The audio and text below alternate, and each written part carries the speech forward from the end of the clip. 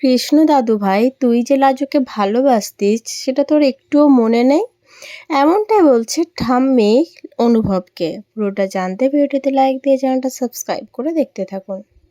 কোণে দেখালো সিরিয়ালের আগামী পর্বে আমরা দেখতে পাবো আদালতে জাজ জানিয়ে দেয় যে কালকেই লাজুর এই কেসের ফাইনাল রিপোর্ট হবে, মানে লাজুর খুব বড় রকমের শাস্তি হবে। আর এই কথা শুনে বনলতা আর অনুভব নিজেদের দিকে তাকিয়ে থাকে।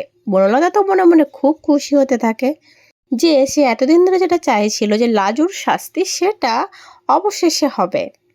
আর লাজু এই কথাটা শুনে প্রচণ্ড ভয় পেয়ে যায়। সে বুঝতে পারছিল কালকে হয়তো তার জীবনের খুব বড় একটা ঘটনা ঘটবে, এক লহমায় তার জীবনটা শেষ হয়ে যাবে।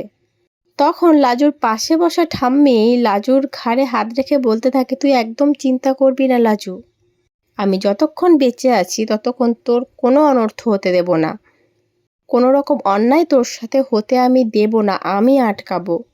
লাজুর চোখে জল দেখা যায়।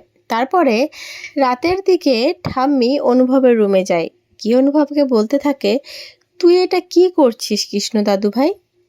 তোর কি লাজুকে সত্যি মনে নাই? ওই লাজবন্তীকে তুই ভালোবাসতিস, তুই খুব ভালোবাসতিস, এমনকি লাজবন্তীও তোকে ভালোবাসতো। আর এখন তুই যেটা করছিস ওর সাথে সেটা শুধু বেইমানি, তুই অকৃতজ্ঞের মতো কাজ করছিস। ওই লাজবন্তী তোকে মৃত্যুর মুখ থেকে ফিরিয়ে এনেছিল, তুই সব ভুলে গেলি। বুঝতে পারছি তোর স্মৃতি হারিয়ে গেছে, তাই বলে তুই মানুষটা এত খারাপ হয়ে যাবি, এটা আমি যে বিশ্বাস করতে পারছি না, এটা আমি ভাবতে পারছি না কৃষ্ণ।